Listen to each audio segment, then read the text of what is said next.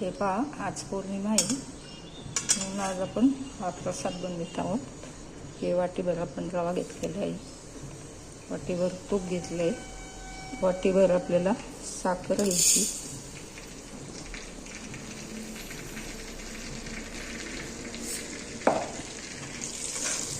हा रवा चांगला आपल्याला भाजून घ्यायचं आहे.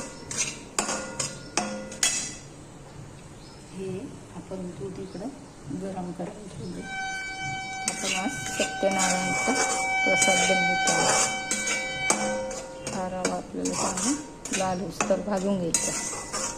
लाल झाला, भाजला चांगला, दूध गरम होते, ते दूध त्यात टाकायचं.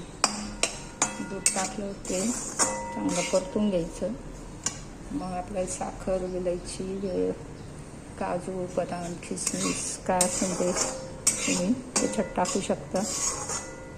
आणि आपल्याला त्याच्यात केळ पण ॲड करायचे, कारण आपण सत्यनारायणचा प्रसाद बनवित आहोत.